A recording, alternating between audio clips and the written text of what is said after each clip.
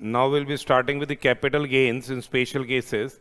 So what section 45(1)(a) provides is, in case if there is any damage or destruction of capital asset, and the damage or destruction of capital asset takes place on account of natural calamities such as accidental fires, explosions, action taken in combating an enemy, riots or civil disturbances. So if there is a damage or destruction of a capital asset on account of natural calamities, accidental fire or explosion, action taken in combating an enemy, whether with or without declaration of war, then in that particular circumstance, if you receive any insurance compensation,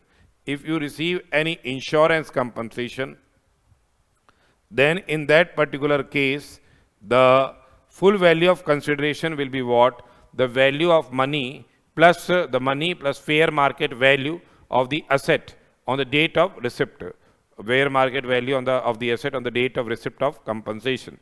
That will be regarded as full value of consideration, and the taxability will arise in the year in which the compensation is received. And in case if it is a depreciable asset, that will be reduced, adjustments will be made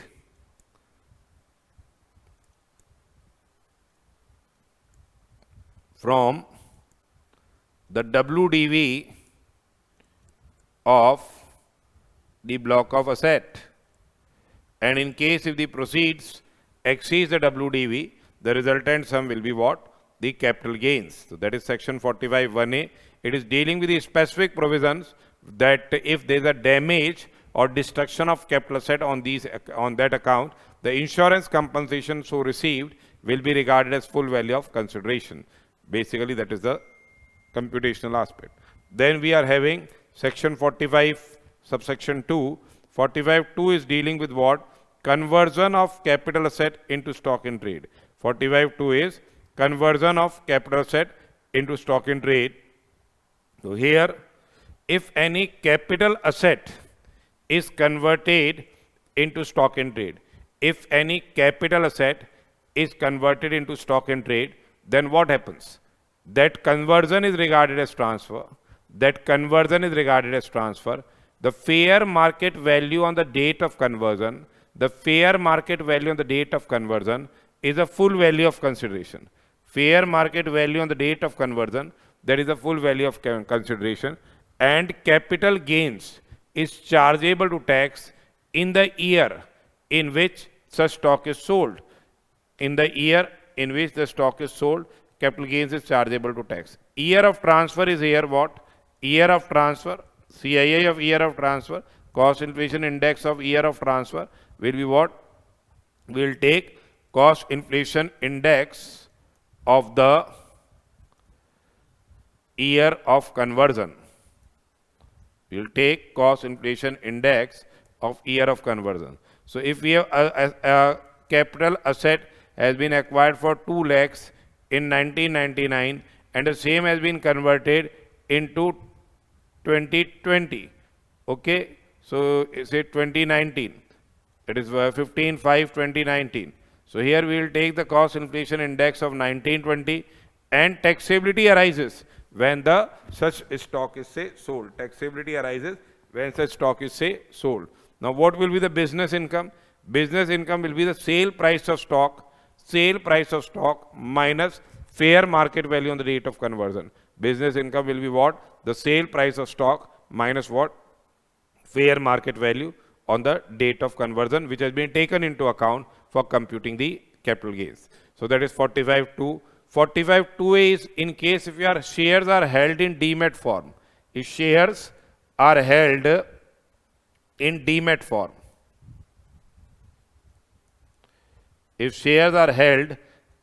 form, so here capital gains arises if you transfer those shares which are held in demat form. FIFO principle is applicable, and for determining the cost of acquisition, and period of holding. This is cost action and period of holding. The same will be determined on FIFO basis, and capital gains will be chargeable to tax in the hands of the beneficial owner. Capital gains will be chargeable to tax in the hands of the beneficial owner. Now 45(3) states that in case if any capital asset is brought by a partner of a firm, or member of AOP or BOI as capital contribution, or otherwise, what is the full value of consideration? Full value of consideration is the amount recorded in the books of the firm will be full value of consideration. Whatever the amount recorded in the books of firm, that is full value of consideration. Year of taxability will be the previous year in which the transfer takes place, and the taxability will arise in the hands of the partner. So here you have to remember the full value of consideration is what? Amount which is recorded in the books of the firm. Amount which is recorded in the books of the firm, that is regarded as what? The full value of consideration. Then we are having capital gains. Capital gains in case of distribution of capital asset on partition of, say, dissolution of firm or AOP or BOI or otherwise also. So here capital gains on distribution of capital asset by a firm or AOP or BOI to partners or members. Capital gains in case of distribution of capital asset by a firm or AOP or BOI to partners or members. What is the full value of consideration? The fair market value of the asset on the date of transfer. Fair market value of the asset on the date of transfer is regarded as full value of consideration. Fair market value of the asset on the date of transfer, the same is regarded as what? Full value of consideration. Year of taxability is previous year in which such transfer takes place. Year of taxability is previous year in which the transfer takes place, and the taxability arises in the hands of firm, AOP or BOI. Taxability arises in the hands of firm, AOP or BOI. Then 45(5), this is very important. 45(5) is dealing with compulsory acquisition under any law. 45(5) is dealing with compulsory acquisition under any law. Then what is the full value of consideration? Here the amount of compensation or the consideration so determined to be payable to the assessee, that is what the full value of consideration. Now year of transfer is when? When is the year of transfer? Year of transfer is basically year of compulsory acquisition. Year of compulsory acquisition, that is the year of transfer. Year of transfer is year of compulsory acquisition. Say the compulsory acquisition has taken place on 2018. So we will be using, say 2018, say 15th of July 2018. So we will be using CII of what? Financial year 2018-19. Compensation is first received in 2020-21. If compensation is received, so year of taxability will be what? The same will be taxable in the year in which the compensation or part thereof is first received. It will be taxable in the year in which compensation or part thereof is first received. And in case a compensation is enhanced, in case the compensation is enhanced or further enhanced by court, tribunal or the authority, then the enhanced compensation will be taxable in the year of receipt, and it will be taxable in the year of receipt, and cost of action and cost of improvement will be taken as nil. And in case if the same has been received by legal heir or any other person, taxability will arise in his hands. If the compensation is reduced, then the capital gains will be recomputed, taking into account the reduced compensation. So the department has gone, the land and building department has gone to a higher authority and they have reduced the compensation, then the capital gains will be recomputed taking into account the reduced compensation. In case if compensation is received by interim order, then the taxability will arise in the year in which the final order is received. Now section 1037 contains the provisions relating to compulsory acquisition of urban agricultural land which was used by individual. It was the same has been used by individual HUF for a period of 2 years immediately preceding the compulsory acquisition for agricultural purposes. In that particular circumstance, the compensation so received will be exempt. The compensation so received, the same will be exempt. And besides this, if any interest is received on compensation or enhanced compensation. If interest is received on compensation or enhanced compensation, then in that particular circumstance, the same will be taxable as income from other sources in the year of receipt, irrespective of the method of accounting followed by the assessee. In the year of receipt, irrespective of the method of accounting which has been followed by the assessee. That is 45.5. 45.5a is dealing with what? Taxability of capital gains in case of specified agreements. They are what? Joint development agreements. They are basically joint development agreements. If say individual or say HUF is a landowner, and he has given rights to builder.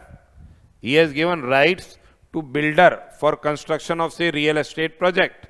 So here this is a joint development agreement where builder will sell certain portion of flats and certain portion of flats will be given to the individual landowner in lieu of the rights which he has acquired in for development. So here the individual or HUF basically is entering into a specified agreement for development of project.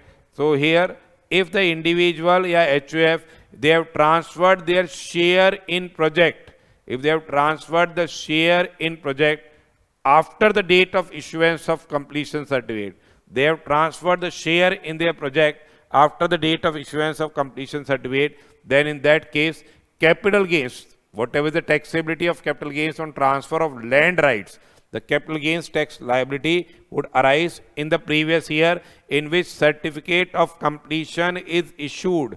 So there is a deferment of capital gains here. The taxability arises when certificate of completion is issued by the competent authority. So the capital gains tax liability will arise in the previous year in which the certificate of completion for whole or part of the project is issued by the competent authority. And what is the stamp duty value?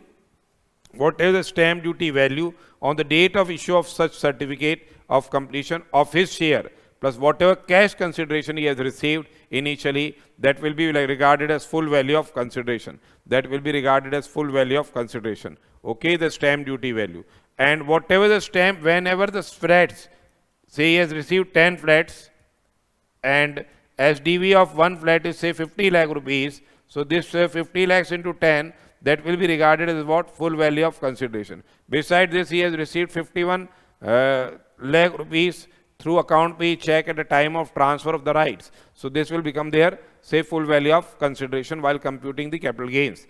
Deferment is there till the completion certificate. Then when these flats are subsequently sold, whatever the full value of consideration which has been taken into account for computing the capital gains above will become the cost of acquisition. So full value of consideration deemed to be the cost action for determining capital gains on subsequent sale of the developed property. These in case the landowner is selling 5 flats out of the 10 flats which he has received, then that 50 lakh rupees per flat will be taken as what? Whatever the full value of consideration there, the same will be taken as the cost of acquisition here. In case the individual, he has transferred his share in the project. If the individual has transferred his share in the project on or before the date of issuance of completion certificate, he has not waited for the same. In that case, the normal provisions will be applicable and capital gains tax liability would arise in the previous year in which the property has been handed over to the developer. So in the year itself, say in 2018, they have handed over the property to the developer and this construction takes place, completion takes place in 21, but in 2020 they have transferred. So the taxability in that particular circumstance will arise in the previous year in which the property has been handed over to the developer by opening the capital gains. Okay, so this is 45(5)(a). Now section 46 is dealing with the provisions relating to computation of capital gains in case of compulsory say distribution of capital asset on liquidation of company. 46 is what dealing with? 46 is dealing with liquidation of company. Okay, liquidation of company.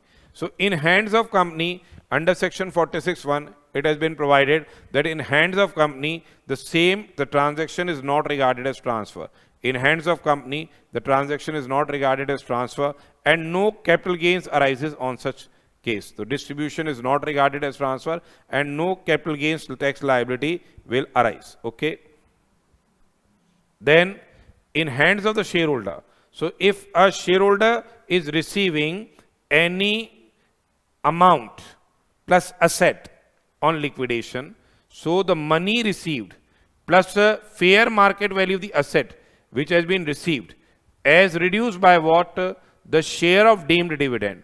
As reduced by share of deemed dividend, the same will be regarded as what? Full value of consideration for computing the capital gains in the hands of the shareholder, and capital gains will be liable to be taxed in hands of the shareholder.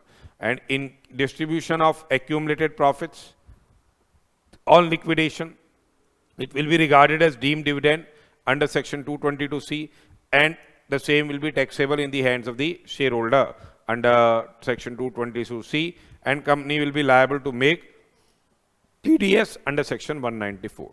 So, and whatever is the fair market value of the asset which has been taken into account for computing full value of consideration will become what? Cost action when shareholder subsequently sell the capital asset. So fundamentally, what section 46 provides? Section 46 provides capital gains on distribution of assets by company on liquidation in the hands of the company. That distribution is not regarded as transfer. No capital gains arises. In hands of the shareholder, the capital gains arises. That is whatever is the money received plus market value of asset received. Say he has received this 25 lakh rupees. He has share in deemed dividend, that is reduced. Share in deemed dividend. Say 5 lakh is share in deemed dividend, that is reduced. The full value of consideration will be what? 20 lakh rupees. Then less indexed cost of acquisition of the shares or cost section, and the resultant sum will be capital gains. Okay. And even if agricultural land is received here, even if agricultural land, rural area agricultural land is received, taxability arises here. Okay. Because whatever is the assets received, taxability arises in hands of the shareholder. Then 46A, section 46A, it is say basically it is dealing with the provisions of taxability in case of buyback of shares and other specified securities. So here now if the company basically buy back the share, company buy back the share, buyback of shares is by a domestic company, buyback of shares is by a domestic company, then under section 115 QA, under section 115 QA, the domestic company will be liable to pay additional income tax at rate of 23.296% on the amount of the income so distributed on buyback. The company will be, domestic company will be liable to pay the additional income tax. In case if buyback of shares is by a company other than domestic company, if buyback of shares is by a company other than domestic company, the same will not be subject to any additional income tax under 115 QA. If buyback of specified security is there by any company, then in that particular circumstance, that will not be subject to tax. The same will not be subject to tax in the hands of the company. And in hands of shareholder, when buyback of shares is by domestic companies, whether listed or unlisted, whether listed or unlisted, the income arising to the shareholders on buyback, the same will be what? Exempt from tax under section 1034A. The income arising will be exempt from tax under section 1034A. In case buyback of shares where there is no taxability in hands of company, the income will be taxable as capital gains. Whatever amount is received by security holder on buyback, that is regarded as what? Full value of consideration, less cost of acquisition or index cost of action of securities will be reduced to compute the resultant capital gains in these cases under section 46A. So this is what you have to remember, that in case of listed or unlisted companies, domestic companies, where domestic company is liable to pay additional income tax, then in that particular circumstance, the amount which is received by a shareholder on buyback, the same is what? Exempt from tax under section 1034A. Now, computation of capital gains in case of depreciable asset we have already discussed under profits and gains of business and profession. In case if block of asset does not cease to exist, but if any asset is sold and the proceeds of the asset is greater than the WDV of the block, in that particular circumstance, the resultant sum will be short-term capital gains. But if entire block cease to exist, then there can be short-term capital loss or short-term capital gains. This we have discussed. Section 50 we have already discussed in PGBP. Similarly, we have discussed section 50A also. 50A has also been discussed by us while computing the PGBP, that is in case of, say, power generating undertakings. You can go through the same power generating undertakings. If SLM basis, you know, they have claimed depreciation on SLM rates under 32(1), and if the asset is sold over and above original cost, the resultant sum will be short-term capital gain or long-term capital gain. No benefit of indexation is there. Whatever the proceeds minus the original cost, money is payable minus the actual cost, will give rise to what? Short-term or long-term capital gains. We have discussed the same under section 50A while computing PGBP income. Then section 50B is computation of capital gains in case of slump sale. What slump sale is? Sale of undertaking or division for a lump sum consideration without assigning individual values to the assets and liabilities. So here what basically the capital asset is, here capital asset is basically the undertaking or division is the capital asset. Undertaking or division is a capital asset. So fundamentally, whether the undertaking is held for more than 36 months immediately preceding the date of transfer. Here, if the undertaking is held for more than 36 months immediately preceding the date of transfer, the resultant sum will be long-term capital gain. However, no benefit of indexation is available. Remember, no benefit of indexation will be available while computing capital gains on slump sale. Long-term capital gains will be chargeable to tax at rate of 20%. If the period of holding of the undertaking or division does not exceed 36 months, the resultant sum will be short-term capital gains and normal tax rates will be applicable. Now, how you will be computing the capital gains? Here, what is the full value of consideration and the net worth of the undertaking. Here, net worth of the undertaking, the same is deemed to be what? The cost of acquisition. Net worth of the undertaking is deemed to be the cost of action. So basically, this gives rise to what?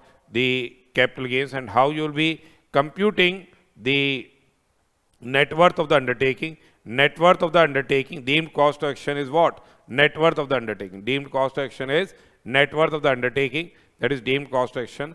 And what is the, how you will be computing the net worth? That is aggregate value of the assets of the undertaking minus what? The aggregate value of the liabilities of the undertaking as appearing, which have been transferred, appearing in the books of accounts. So here, aggregate value of the assets minus aggregate value of the liabilities. How you will be calculating the aggregate value of the assets? In case of depreciable asset, it will be the WDV. In case of assets in respect of which expenditure has been allowed as deduction under section 35 AD, entire cost has been allowed as deduction, its cost will be taken as nil. In case of other assets, book value will be taken. So here, no revaluation, no benefit of revaluation will be available. Okay, if any revaluation will be there, the same will be what? Ignored. Otherwise, everybody will be revaluing the assets and reducing the capital gains. And this net worth is to be certified by whom? Chartered accountant. This net worth is to be what? Certified by chartered accountant. So fundamentally, the full value of consideration is the lump sum consideration. Lump sum consideration is the full value of consideration. And the net worth of the undertaking is kya? The cost of acquisition. Resultant sum will be what? The capital gains. Then section 50C is very important. Section 50C is dealing with special provisions for full value of consideration in case of transfer of land or building or both. That is 50C, computing full value of consideration in case of say transfer of land or building or both. So here if the stamp duty value exceeds 110% of the actual consideration, if the stamp duty value exceeds 110% of the actual consideration, then the stamp duty value will be regarded as what? The full value of consideration.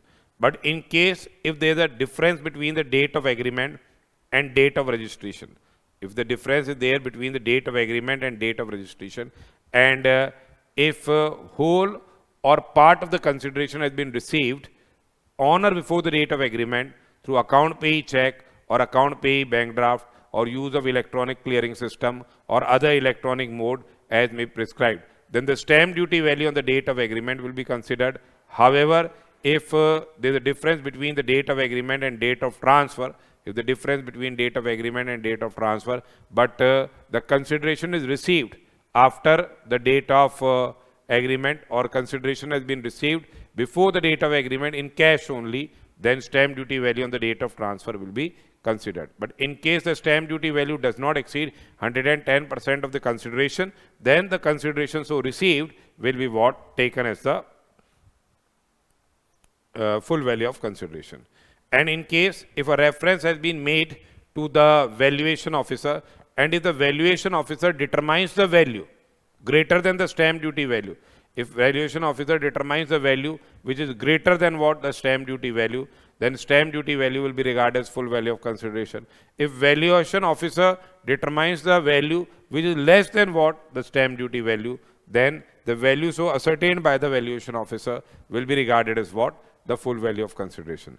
And in case if the value, stamp duty value which has been adopted as full value of consideration is subsequently revised in appeal or revision, then the value so revised in appeal or revision shall be taken as full value of consideration.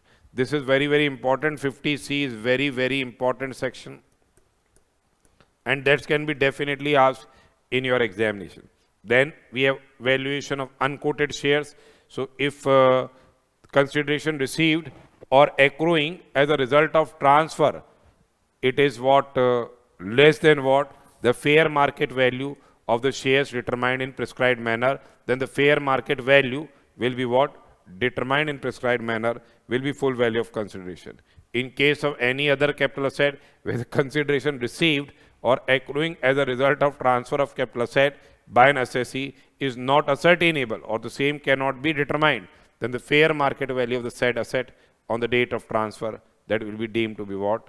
The full value of consideration.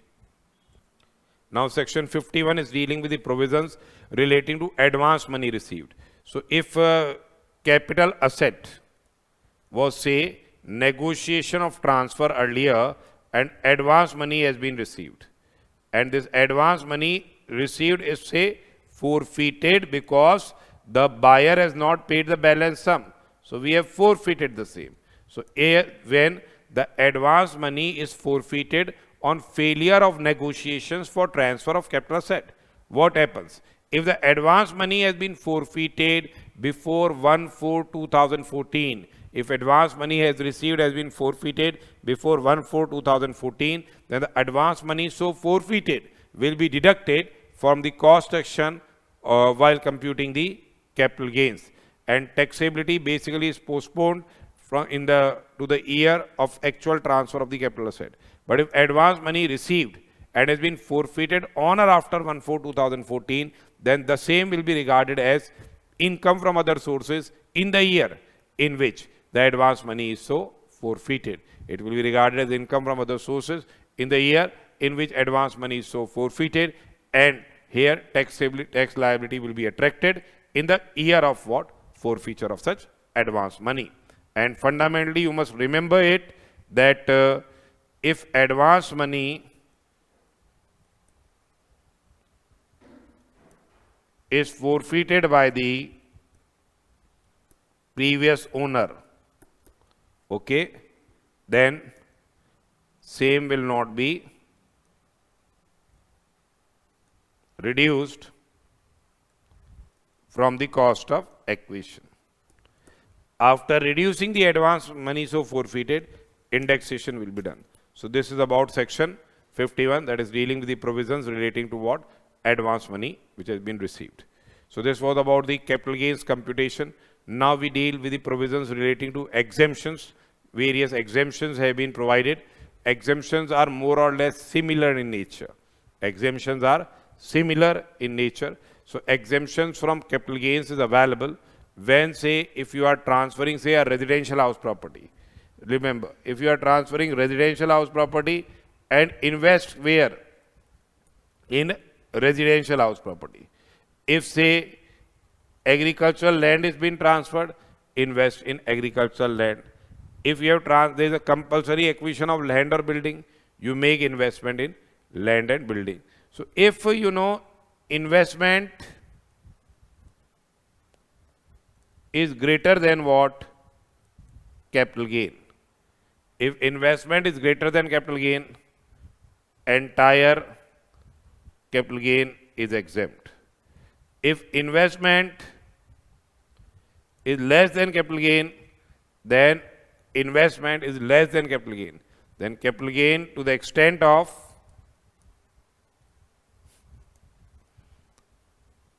investment is exempt. On this fundamental crux, these sections have been there, except what? Section 54F, where net consideration is what to be utilized for the exemption benefits. You have to utilize the net consideration, and for in 54GB also. So you must remember here 54 is what? Profit on sale of property used for residence. Exemption under section 54 is what? In respect of the residential house property. Who is the eligible assessee here? Remember who is eligible assessee. Eligible assessee is individual or HUF. Eligible assessee is individual or HUF, and the capital asset transferred is what? Residential house property being say building or land appurtenant thereto. Being building or land appurtenant thereto, there is a residential house property has been transferred. It will be, say, nature of asset is a long-term capital asset. Nature of asset is long-term capital asset. It has been transferred, and the assessee has to invest. The assessee has to invest in one or two residential houses situated in India. Now, in one house will be eligible if capital gain exceeds what? 2 crore rupees.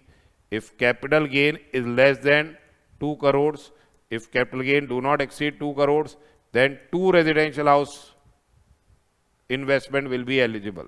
So if assessee has to make investment in one residential house property situated in India or two residential house in India where capital gains do not exceed what? Where the capital gains do not exceed rupees 2 crores. So the new asset is to be purchased or constructed. Now what is the amount of exemption? What is basically the time limit for purchase? We have to purchase the new residential house within a period of 1 year before or 2 years after the date of transfer, or we have to construct the new residential house within 3 years from the date of transfer. We have to purchase the new residential house within 1 year or 2 years from the date of transfer, or construct within 3 years from the 1 year before, or 2 years, or construct within 3 years from the date of transfer. Amount of exemption is, if investment is greater than capital gain, entire capital gain will be exempt. If investment is less than capital gain to the extent of investment will be exempt. Then there is a lock-in period. Lock-in period is what? 3 years. Lock-in period is 3 years. If you transfer the new asset within a period of 3 years, then the capital gains which was earlier exempt, the same shall be reduced from the cost of acquisition of the new asset for computing the capital gains on new asset. And we are having capital gain account scheme that this amount of capital gain is to be invested in capital gain account scheme 1988 on or before due date of furnishing return of income to get what? The benefit of the exemption. Then utilize the same within 2 years or 3 years, as we have seen, for purchase or construction of the, say, residential house property. If your important aspect is, remember, if the capital gain do not exceed 2 crores, then 2 houses will qualify. They must be in India. If capital gain exceeds 2 crores, then only 1 house will qualify. Then section 54B is what?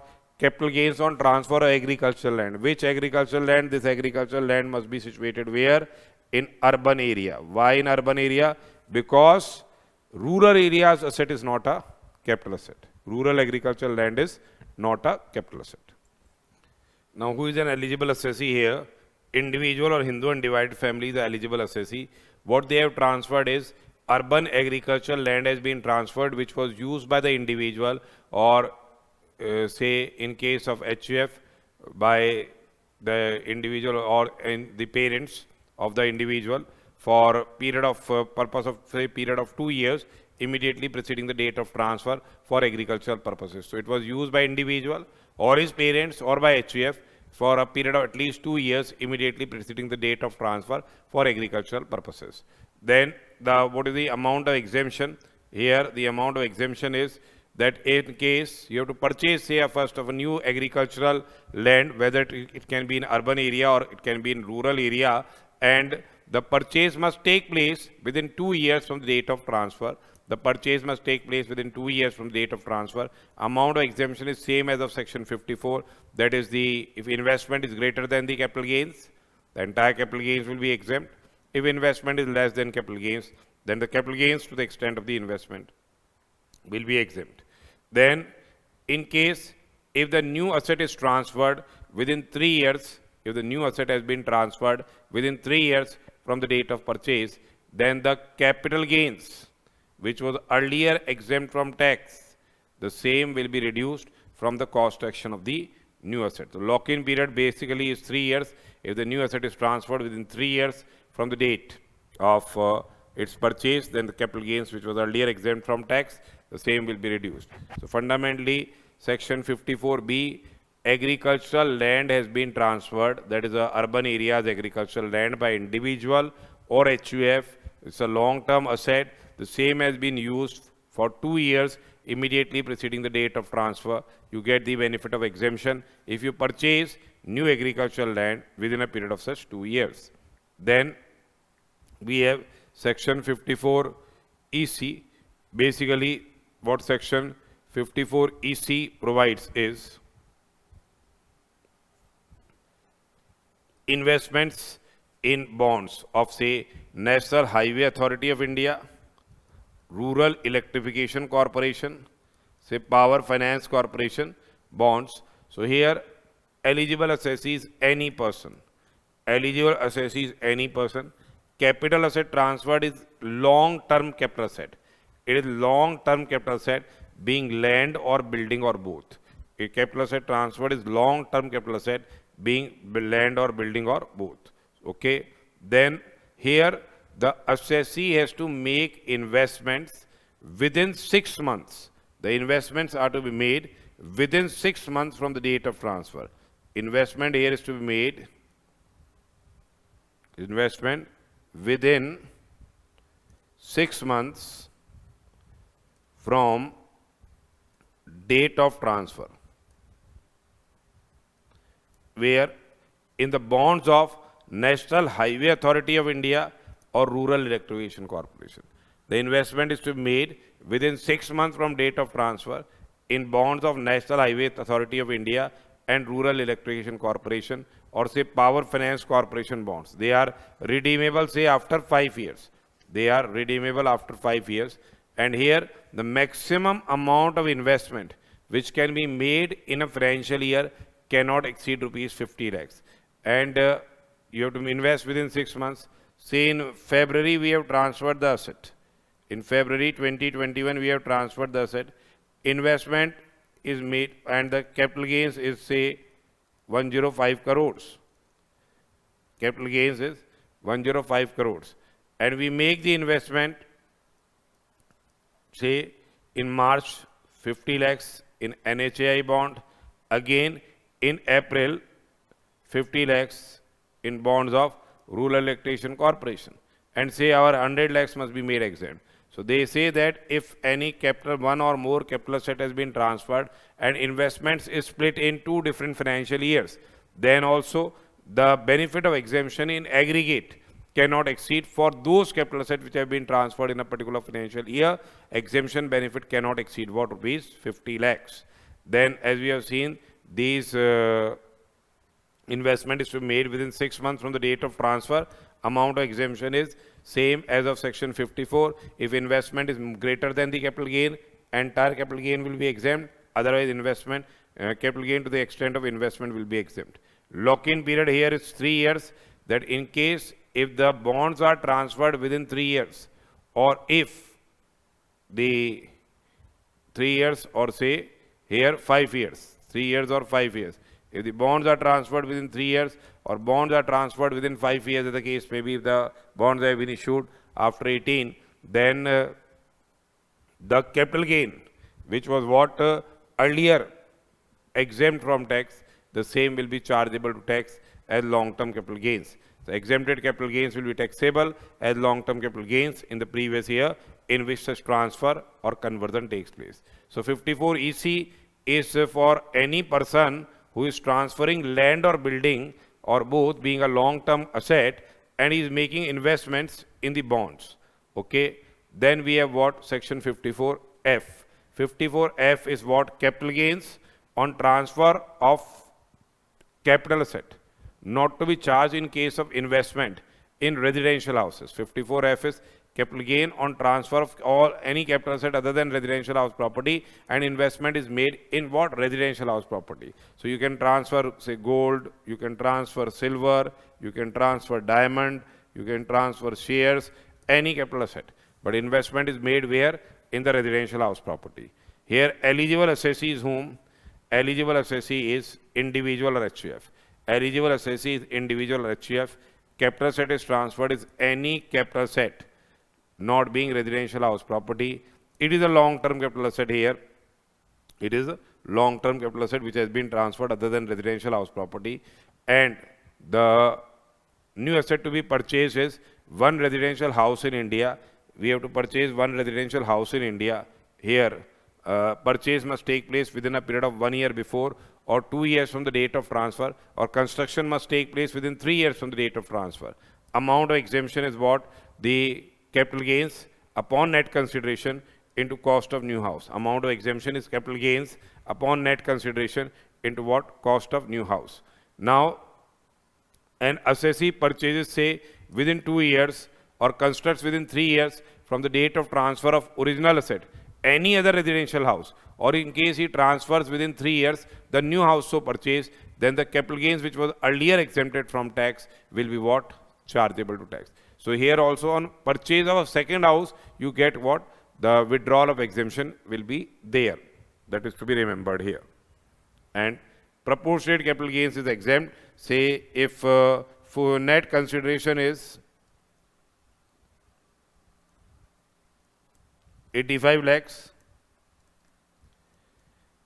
index cost of acquisition is 20 lakhs, LTCG is 65 lakhs, and we make an investment of 50 lakhs here in the new residential house.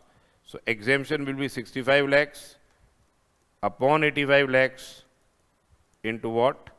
50 lakhs. So here you remember proportionate exemption will be there. Then next is section 54D, eligible assessees, any person. Here there is a compulsory acquisition of land or building which was forming the part of industrial undertaking. There is a compulsory acquisition of land or building forming the part of industrial undertaking which was used by the assessee during 2 years immediately preceding the date of transfer for the business purposes. And it can be a long-term capital asset, and here new land or building is required to be purchased for the purpose of industrial undertaking. So there is basically compulsory acquisition. So new land or building for the purpose of industrial undertaking. time limit of purchase is what, or construction is what, within 3 years from the date of receipt of the compensation. Amount of exemption is same as of section 54, that is capital gains or investment in new asset, which is lower. And if lock-in period here is 3 years, and in case if the new asset is transferred within 3 years from the acquisition, then the capital gain which was earlier exempt from tax, the same will be reduced to find out the capital gains on new asset. Then we have what? Section 54G and 54GA, that is shifting of undertaking from rural area to rural area, or to say special economic zone. GA is special economic zone. Eligible assessee is any person. Now, because there is a shifting, we have transferred plant or machinery, land or building, shifting of the industrial undertaking from urban area to rural area or SEZ. We have shifted. Asset may be short term or long term capital asset. Purchase is to be made or construction is to be done in respect for new plant, machinery or building in such rural area or SEZ.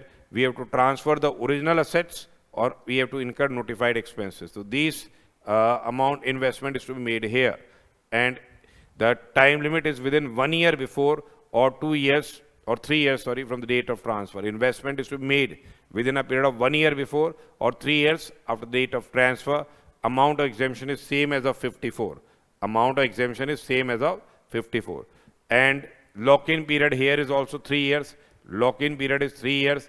In case if the new asset is transferred within 3 years, then the capital gains, which was earlier exempt from tax, the same will be reduced from the cost action of the new asset to arrive at what? The capital gains on the same. Then one section is further there, that is 54GB. 54GB is what? If we are selling any house or plot of land, we are selling any house or plot of land, and we have made a company has been incorporated, which is basically eligible startup.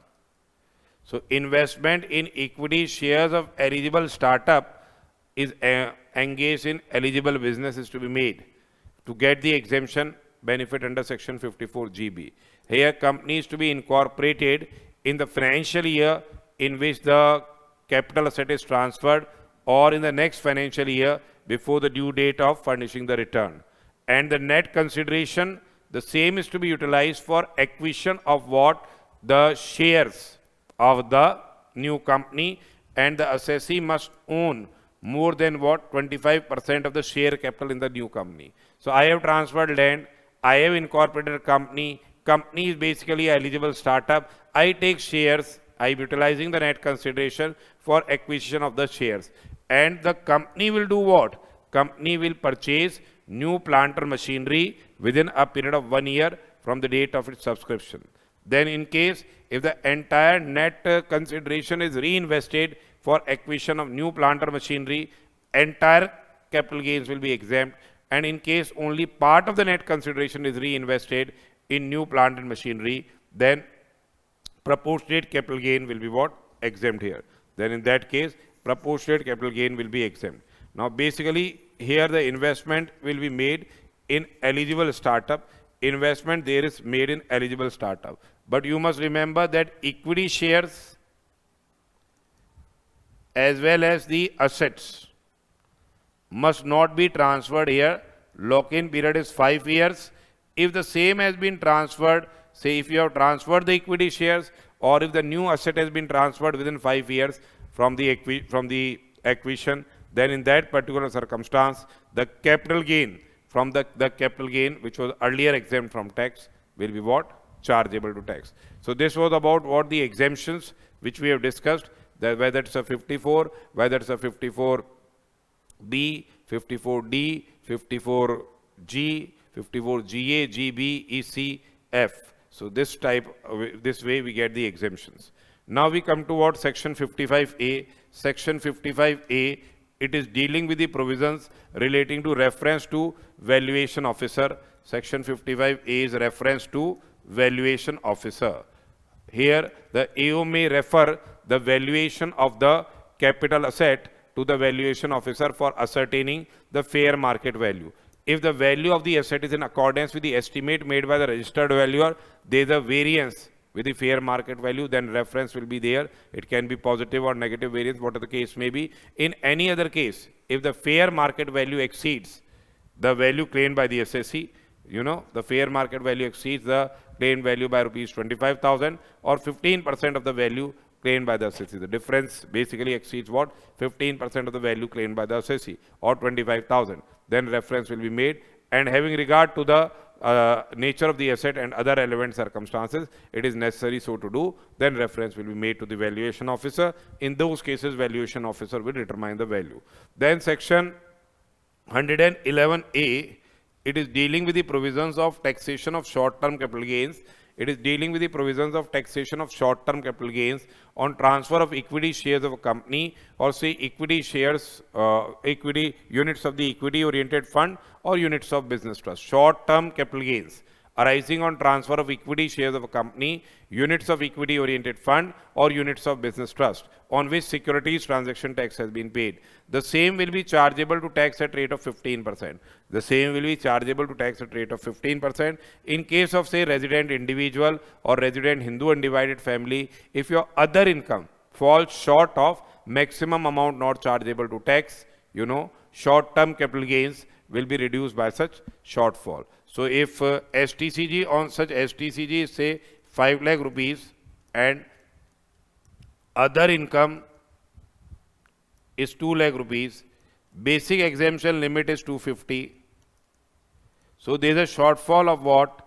50,000. So from 5 lakh, this 50,000 will be reduced. From 5 lakh, 50,000 will be reduced, and on balance 15% tax will be levied. No deduction under chapter 6A on STCG covered under section 111A will be available. No deduction under chapter 6A will be available. Other short-term capital gains will be chargeable to tax at applicable normal rates. Other short-term capital gains will be taxable at applicable normal rates. Then we are having computation of long-term capital gains. Section 112 is dealing with the provisions relating to computation of long-term capital gains. In case of resident, individual and HUF, long-term capital gains will be chargeable to tax at rate of 20%, and in case if the other income falls short of maximum amount not chargeable to tax, these long-term capital gains will be reduced by such shortfall. So this long-term capital gains will be reduced by such shortfall, and on the balance 20% tax will be levied. Then in case of non-resident, not being a company or a foreign company, if unlisted securities are transferred, then in that particular circumstance, the taxation will be at rate of 10% without giving the effect of first proviso and second proviso. If other capital assets are transferred, taxation will be at rate of, say, 20%. In any other case, long-term capital gains will be chargeable to tax at rate of 20%. And in case of listed securities and zero coupon bonds, tax will be levied at rate of 10% without indexation and 20% say after indexation, whichever is lower. So we have to take 10% without indexation and 20% after indexation, which is lower in case of listed securities and zero coupon bonds. Listed securities and zero coupon bonds. No deduction under chapter 6A will be available from such long-term capital gains. This is taxation of the long-term capital gains under section 112. Then for LTCG on equity shares, units of equity oriented fund or units of business trust. So any long-term capital gains say exceeding rupees 1 lakh on transfer of say equity shares or units of equity oriented fund or units of business trust, the same will be what? Chargeable to tax at rate of 10%. The same will be chargeable to tax at rate of 10%. Okay. If securities transaction tax has been paid on acquisition and sale of shares in case of equity shares, and in case of units of or equity oriented mutual fund units or business trust at the time of say sale. Okay. Then in case of resident individuals and Hindu undivided family, the long-term capital gains shall be reduced by the unexhausted basic exemption limit, and balance income will be chargeable to tax at rate of 10%. No benefit, first proviso and second proviso will not be applicable, that is TT buying rate,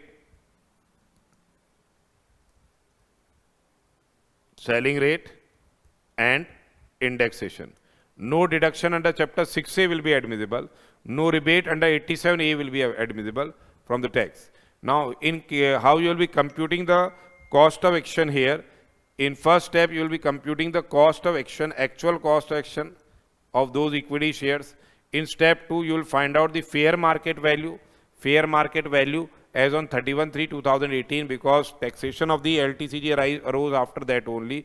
So they have given the benefit that you can take fair market value or the full value of consideration, say whichever is less, or the full value of consideration. Find out the fair market value, full value of consideration, which is less. Then compare step 1 and step 2. Step 3, the cost action will be what? Higher of the step 1 and step 2. So step 1 and step 2, higher of the same will be the way to compute the cost action. So this way we are required to compute what? The cost action for computing the capital gains in case of taxation of capital gains is done under 112A. In excess of 1 lakh rupees, tax will be levied at rate of 10%. So this was all about what capital gains which we have discussed. This is a very, very important head of income. Please do the practical questions also, so that you can score what? Good marks here. This is a very, very, very important head of income.